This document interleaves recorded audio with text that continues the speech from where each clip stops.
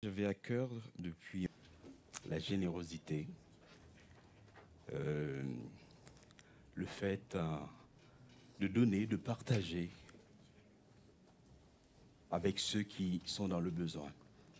Et c'est un acte parfois qui peut impliquer notre personne et qui demande un sacrifice parfois. Je sais que c'est un sujet quand même un peu délicat parce que ça touche à ce qu'on possède, à notre temps, voilà, qu'on veut gérer.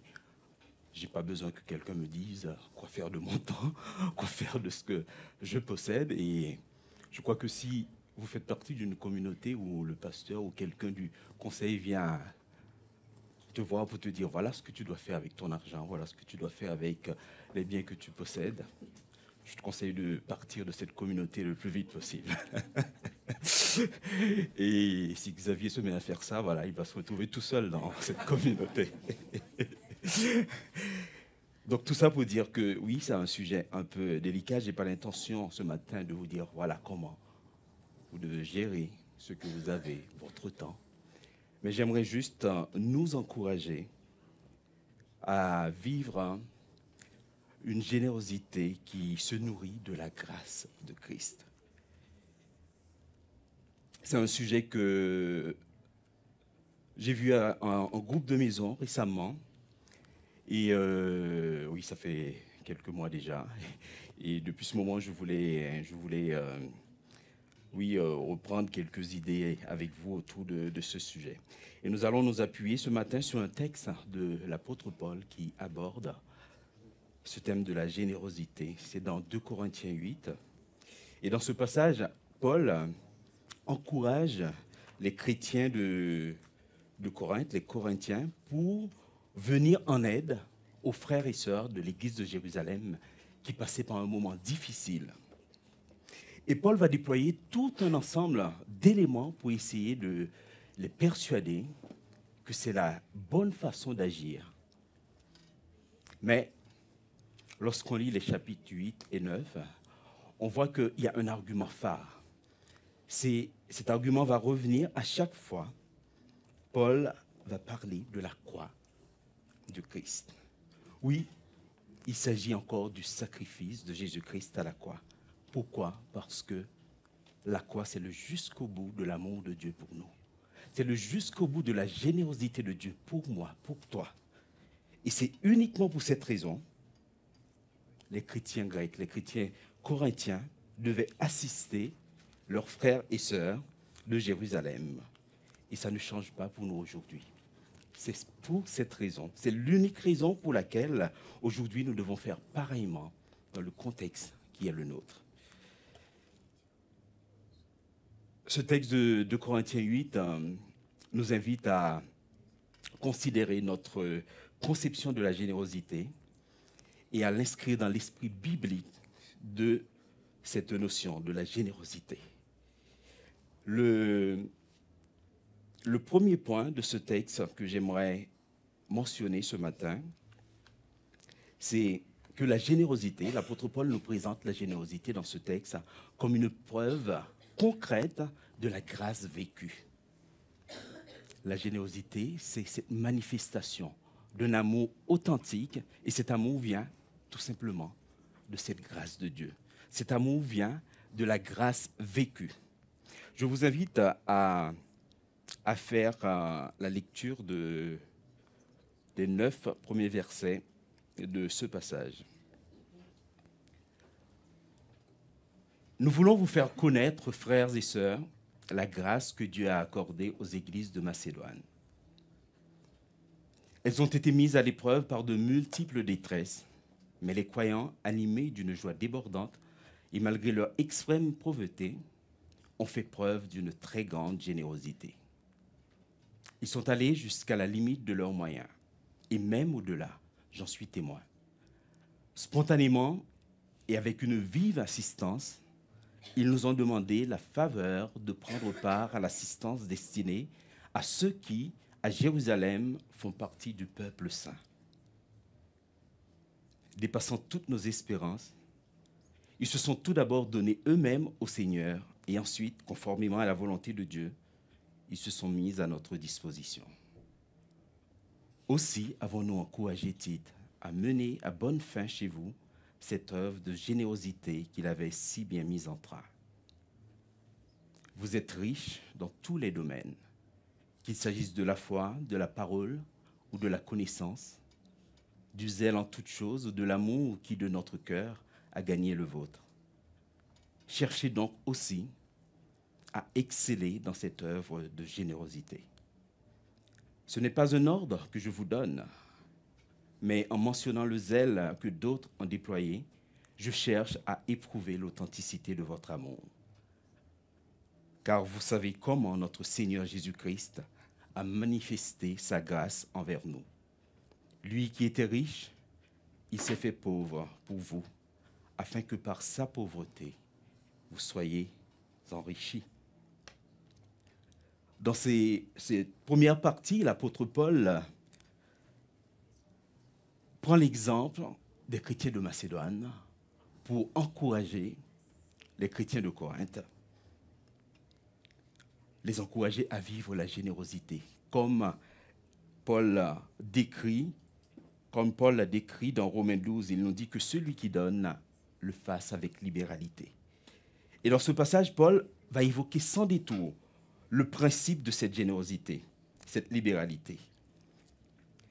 Et pour lui, Paul, le chrétien, sa générosité doit être tout simplement une manifestation de cette grâce qu'il a vécue. C'est une conséquence de la grâce reçue, la grâce acceptée, manifestée en Jésus-Christ. Et cette générosité est motivée uniquement par l'amour du prochain. Cet amour qui découle de l'amour du Seigneur en nous. Christ nous a tout donné. Il nous a donné un exemple parfait de grâce, de générosité. Et les chrétiens de Macédoine ont pris cet exemple au sérieux. Et ce matin, je crois que ce texte nous invite à prendre l'exemple de Christ au sérieux et à laisser cette grâce nous atteindre pour que nous puissions vivre cette grâce générosité. Au verset 9, Paul dit « Car vous savez comment notre Seigneur Jésus-Christ a manifesté sa grâce envers nous. Lui qui était riche, le Seigneur Jésus était riche, il s'est fait pauvre pour nous enrichir. » Christ était riche parce qu'il était seul, unique avec son Père dans les richesses célestes. Il régnait sur la création. Jésus était Dieu. Il est Dieu. Et il a accepté. Il a accepté de devenir pauvre. C'est ce que Paul nous dit dans Philippiens 2, les versets 6 à 8. Lui, qui était de condition divine, ne chercha pas à profiter de l'égalité avec Dieu, mais il s'est dépouillé lui-même. Et il a pris la condition de serviteur en se rendant semblable aux hommes, se trouvant ainsi reconnu à son aspect comme un simple homme. Il s'abaissa lui-même en devenant obéissant jusqu'à subir la mort. Oui, la mort sur la croix. Jésus s'est appauvri. Il s'est dépouillé de sa richesse, de sa splendeur divine pour de pauvres pécheurs comme nous. Romains 5, verset 8 nous rappelle ceci. Mais voici comment Dieu nous montre l'amour qu'il a pour nous. Alors que nous étions encore des pécheurs, Christ est mort pour nous. Et Jésus a fait tout ça dans l'unique but de nous rendre riches. Riches de la richesse insondable de Christ. Pour reprendre Éphésiens 3, verset 8. Riches de la richesse insondable du Christ. C'est-à-dire riches du salut dans toute sa plénitude. Ce n'est pas un salut qu'on attend, ce n'est pas une richesse qu'on attend à la fin. Déjà aujourd'hui, nous avons ce salut dans toute sa plénitude. Jésus-Christ, ce qu'il a fait à la croix, nous remplit de tout ça. Alors selon Paul, l'expérience d'une telle générosité ne peut générer que de la générosité. Un désir sincère de donner, de partager, parce que nous avons tant reçu. C'est parce que Christ s'est donné au plus haut degré que nous devons à notre tour apprendre à donner, à partager. J'ai envie de dire que tout don chrétien doit s'inscrire dans cette pensée de la générosité. Je crois que d'une manière ou d'une autre, nous pratiquons cela dans notre vie. Et Mais je crois que nous avons aussi tendance à oublier que le fait de pouvoir faire ça, c'est une grâce. C'est parce que Dieu m'a fait grâce que je peux, à mon tour, manifester cette grâce. Alors, comment tu manifestes cette générosité dans tes relations? Comment nous la vivons en communauté? Dans le premier livre de la Bible, il est dit que Dieu bénit le premier couple humain. Soyez féconds, multipliez-vous, remplissez la terre et rendez-vous en maître. La version seconde dit, soumettez-la. Genèse 1, verset 8. Une des significations de cette bénédiction, lorsqu'on regarde le sens du verbe bénir en hébreu, est la générosité de Dieu, la vie de Dieu qui est prononcée sur ce couple, sur son histoire. Mais c'est aussi un appel à la vie, à la générosité pour la personne bénie. Ce couple a été béni pour pouvoir bénir en retour. Dieu nous a tout donné en Christ. Il nous comble de ses bienfaits en Christ pour que notre histoire, l'histoire de chacun, mon histoire, ton histoire, soit féconde en générosité. C'est ce que Paul rappelle à ce verset 7 que nous avons lu. Vous êtes riches dans tous les domaines, qu'il s'agisse de la foi, de la grâce ou de la connaissance, du zèle en toutes choses ou de l'amour qui de notre cœur a gagné le vôtre. Cherchez donc aussi à exceller dans cette œuvre de générosité. Il est question ici de tout faire pour vivre la générosité. Tout faire, faire le maximum pour manifester cela. Il ne s'agit pas de faire un peu, d'agir, de faire le bien quand ça m'enchante, quand j'ai envie. Ce n'est pas une option pour nous qui sommes au bénéfice de la grâce de Dieu. Dans ce passage, il est question d'exceller dans cette discipline. Paul insiste sur le fait de pratiquer la libéralité avec largesse, d'exceller dans ce domaine. Dans Galates 6, versets 9 et 10, il nous dit ceci. Faisons le bien sans nous laisser gagner par le découragement. Car si nous ne relâchons pas nos efforts, nous récolterons au bon moment. Ainsi donc, tant que nous en avons l'occasion, faisons du bien à tout le monde et en premier lieu à ceux qui appartiennent à la famille des croyants. Chaque moment que Dieu nous donne de vivre, c'est une occasion pour nous de pratiquer cette générosité, de manifester cet amour de Dieu que nous avons reçu. Ce texte de Paul nous encourage à pratiquer la générosité dans un but bien précis. Et ce but, vous le savez déjà, chacun nous sommes appelés à montrer que le don que nous avons reçu, que nous avons accepté, cette grâce de Dieu dans ma vie, dans notre vie, porte du fruit, celui d'un amour authentique pour les autres. Ce matin, c'est à chacun de nous d'examiner notre pratique de cette générosité, d'examiner ce que nous faisons avec toutes ces richesses que nous recevons de la part de Dieu. Est-ce que nous vivons cela dans une logique d'accumulation? Ou notre discipline de la générosité s'inscrit dans la générosité selon Christ, la générosité de la croix? Cette générosité qui conduit à la joie, à la vie abondante.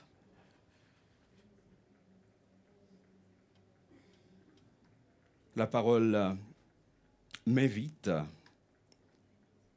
à vivre tout simplement cette générosité parce que j'ai reçu plein de richesses de la part de mon Dieu.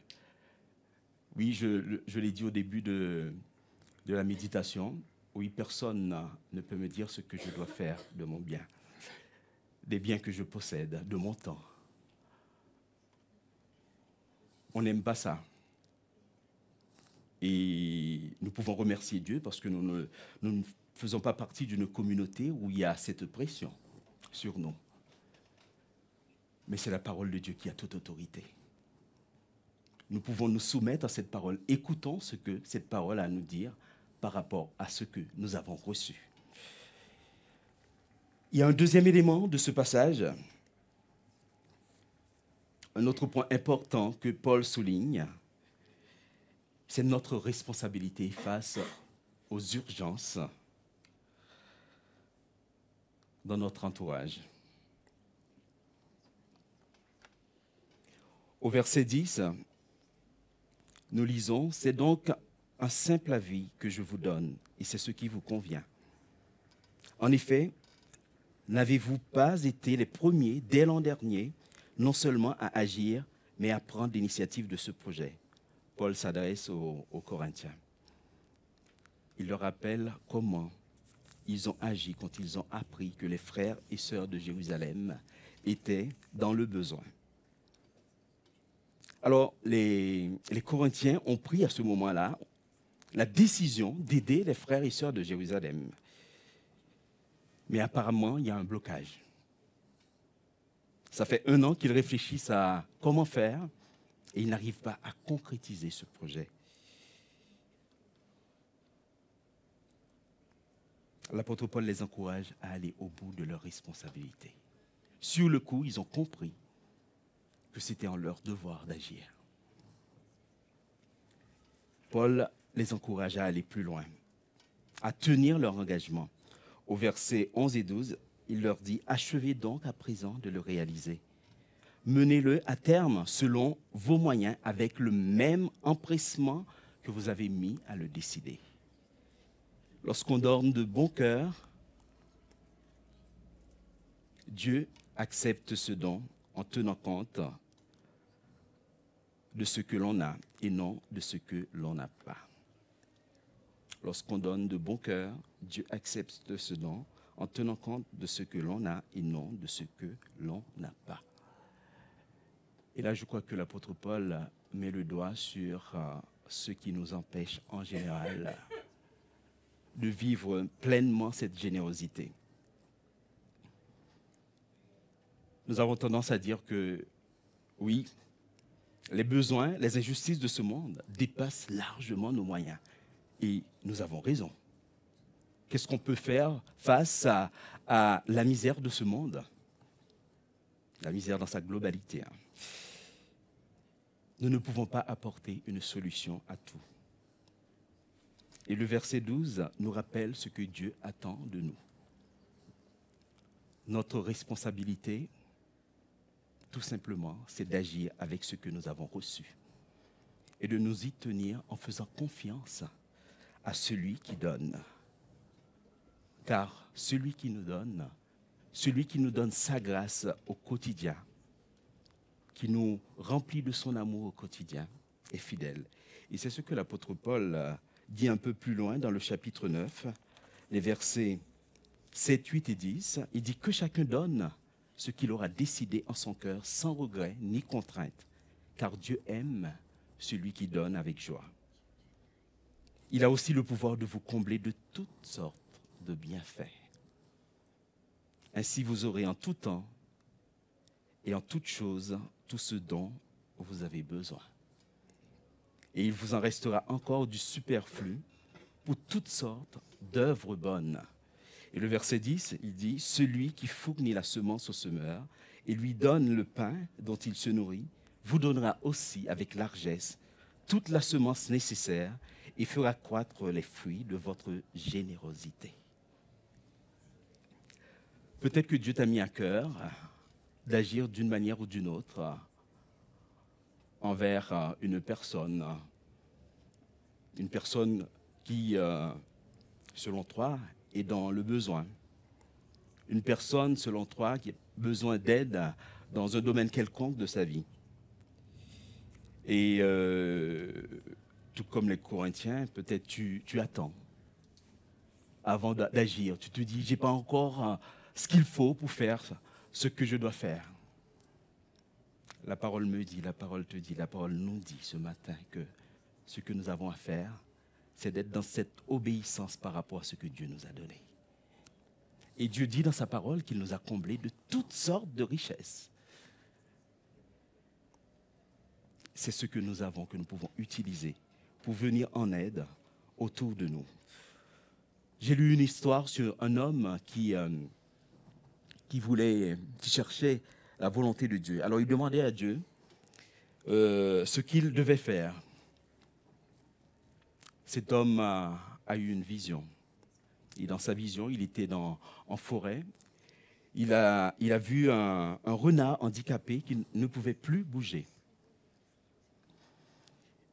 Il était en train de se demander, mais comment ce renard, ce pauvre animal, va pouvoir s'en sortir avec son infirmité? Pendant qu'il se disait ça, il voit arriver un tigre avec une proie dans sa gueule, et le tigre vient apporter sa proie au renard. Cet homme, les nuits suivantes, a fait le même rêve, la même vision pendant plusieurs fois. Et alors il finit par se dire, mais Dieu me parle par ce rêve. Il m'invite à la confiance et à faire comme le renard. Et c'est ce qu'il va faire. Il va s'installer dans un coin et il se dit que Dieu va pouvoir à mes besoins. Mais pendant plusieurs jours, pas de tigre à l'horizon. Personne ne passe pour lui apporter à manger. Et au bout d'un mois, cet homme était à moitié mort de faim. Et c'est là qu'il s'est tourné vers Dieu. Et il a dit à Dieu, mais pourquoi m'as-tu envoyé cette vision si c'est pour me laisser mourir de faim?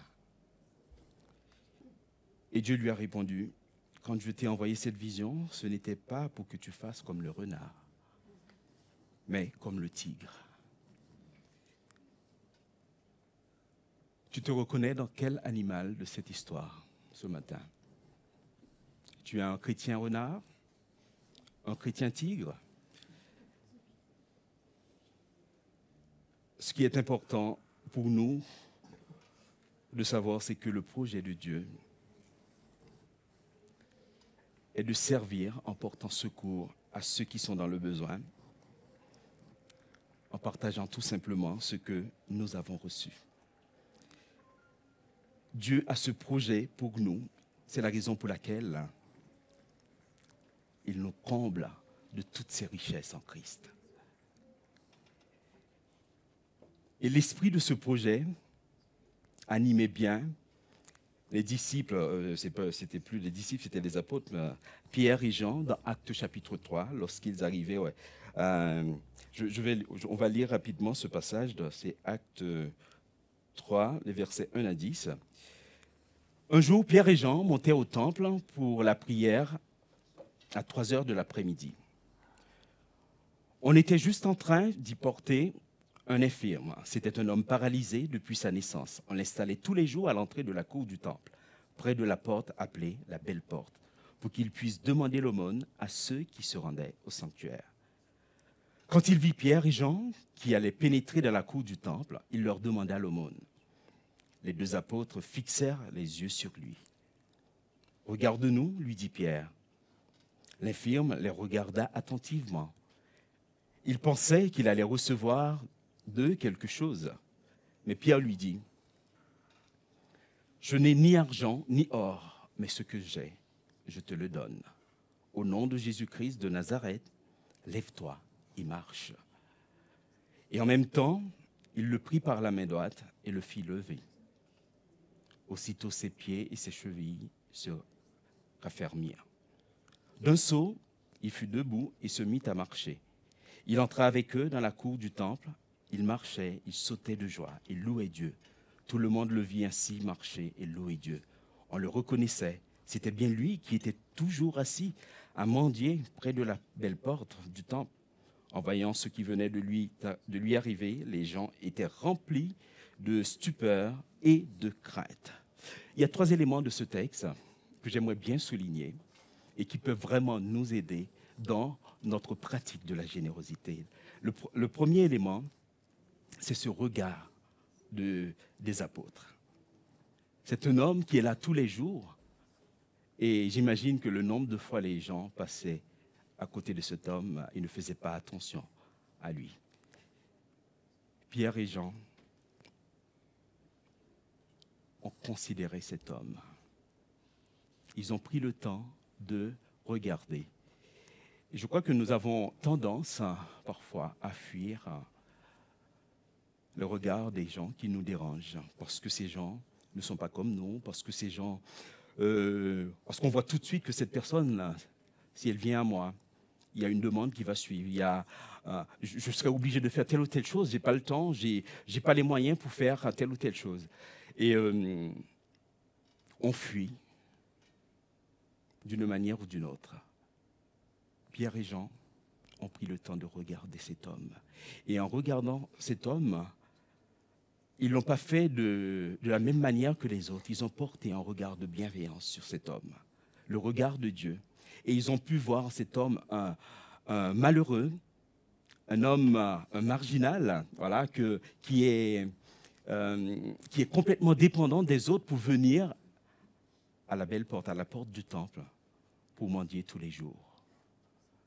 Ils ont compris le besoin de cet homme parce qu'ils ont pris le temps de regarder cet homme. Et ils n'ont pas uniquement pris le temps de le regarder. Ils l'ont invité à échanger avec eux.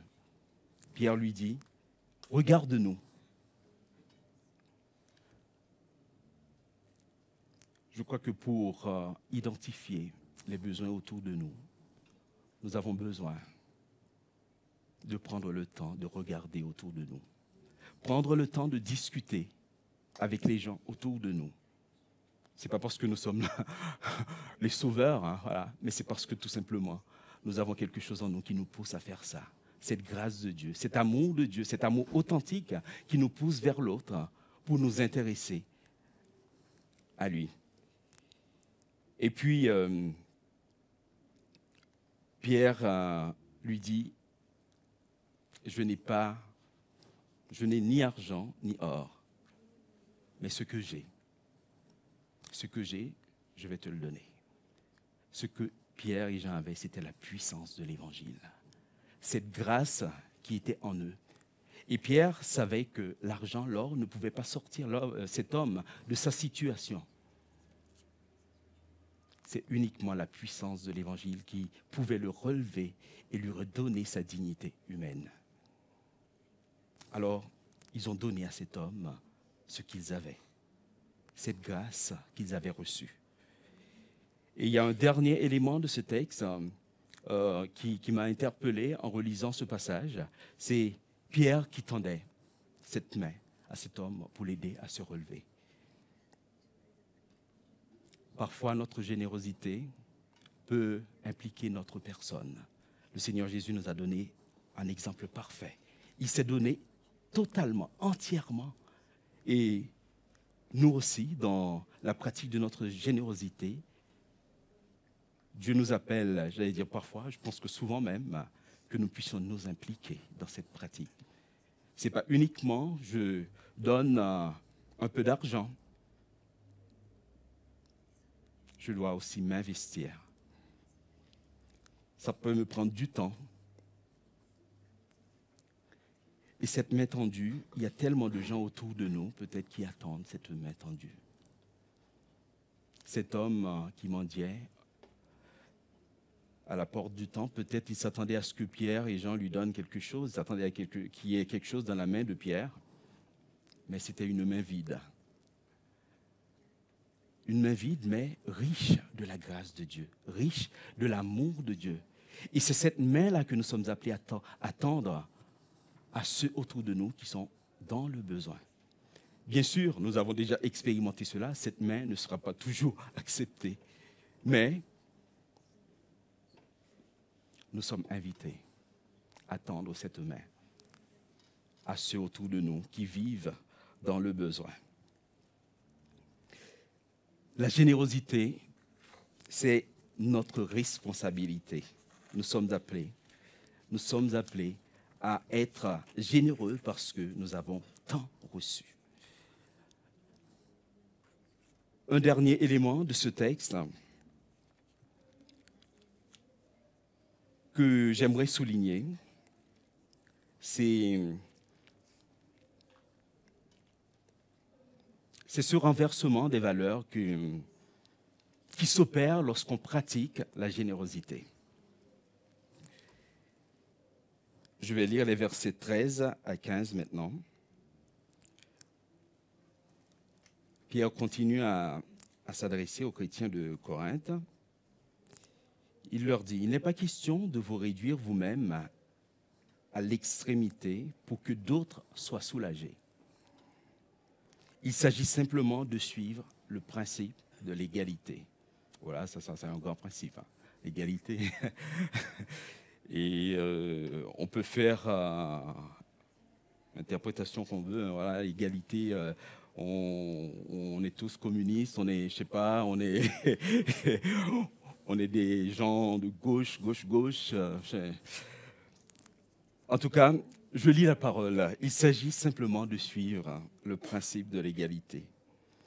Dans la circonstance présente, par votre superflu, vous pouvez venir en aide à ceux qui sont dans le besoin. Aussi, par leur superflu, ils pourront un jour subvenir à vos besoins. Ainsi s'établit l'égalité. Suivant cette parole de l'Écriture, celui qui en avait ramassé beaucoup n'en avait pas de trop. Et celui qui en avait ramassé peu n'en manquait pas. L'apôtre Paul revient sur les moyens dont nous avons à notre disposition dans ces 3 derniers versets du passage qu'on a lu. Et il précise que le but n'est pas de nous priver de tout ce que nous avons pour subvenir aux besoins des autres. C'est pas ce que Dieu nous demande.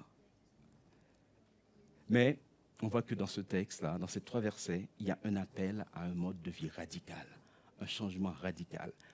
C'est quelque chose, en tout cas, nous, naturellement, on ne tend pas à faire cela. L'apôtre Paul nous invite à renoncer au superflu et à embrasser l'essentiel, ce qui est essentiel à la vie uniquement. Oui, c'est quelque chose, ça peut nous paraître bizarre, mais je crois que quand on réfléchit, ce principe d'égalité pourrait changer pas mal de choses dans notre vie, dans nos sociétés. Et on ne va pas, comme je l'ai déjà dit, Dieu ne nous demande pas de changer ce monde. Ce qu'il nous demande d'abord, c'est de commencer par notre monde. Je dois commencer par mon monde. Je ne vais pas faire une liste de choses pour vous dire voilà ce qui est superflu ou pas. D'ailleurs, l'apôtre Paul, dans ce passage, ne l'a pas fait. Je crois que c'est à chacun de nous, voilà, de voir ce qu'il peut mettre dans cette catégorie superflue. Et pour expliquer, justifier ce principe d'égalité, l'apôtre Paul fait référence à un épisode du peuple d'Israël que je trouve extraordinaire. Dieu donne la manne. Il y avait des gens qui prenaient un peu plus, d'autres prenaient un peu moins. Et dans le texte, il nous est dit que personne ne manquait de rien. Et nous pouvons ramener ce texte dans notre cadre d'aujourd'hui, peut dire chacun fait sa vie, voilà, Dieu me permet de travailler, me donne la santé pour travailler aujourd'hui, je gagne ma vie, tu gagnes ta vie. Et ce qui nous est dit dans ce texte, c'est que ce que je peux identifier comme superflu dans ce que je gagne, ça doit contribuer à remplir le trou des autres, de ceux autour de moi. Et je ne suis pas en train de vous dire, encore une fois, que je vais vous faire une liste de superflu, une liste de besoins que vous devez absolument identifier autour de vous pour répondre à ces besoins. Je vous place juste devant ce que la parole de Dieu nous dit ce matin. Nous sommes invités à faire ce choix dans notre vie de croyants, dans notre vie de chrétiens. uniquement parce que Dieu nous a comblés de plein de richesses. Et ces richesses qu'il nous donne, bien sûr, dans un premier temps, c'est pour répondre à nos besoins de la famille, nos besoins de nos proches, mais aussi des autres autour de nous. Et pour pouvoir répondre à ces besoins, nous avons besoin de prendre du temps pour discuter avec les autres, pour arriver à, encore une fois, à identifier l'aide dont les autres ont besoin pour répondre à tout ça. Alors, j'espère que Dieu va nous aider vraiment à travers de ces quelques éléments que je voulais partager avec vous autour de ce sujet de la générosité, que Dieu nous aide vraiment à vivre, oui, cette générosité selon sa parole. C'est pas que j'ai quelque chose, je me présente comme le sauveur, voilà, j'ai le privilège de pouvoir aider telle ou telle personne. Mais si je peux le faire, c'est une grâce. Et je suis appelé à vivre cela de cette manière. Dieu m'a rempli, m'a comblé pour que je puisse en retour être un sujet de bénédiction pour les autres. Je vous invite à prier. Seigneur, nous te remercions pour ta parole et je te prie vraiment de nous donner, Seigneur, chaque jour, de nous soumettre à ta vérité. De laisser, Seigneur, ton esprit nous travailler, Seigneur, et faire de nous, oui, ces femmes et ces hommes qui désirent au plus profond de nous-mêmes vivre selon ta vérité. Merci pour tout ce que tu nous as donné, pour tout ce que tu nous donnes encore. Donne-nous de pouvoir les utiliser pour ta gloire au quotidien. En Jésus, je te prie. Amen.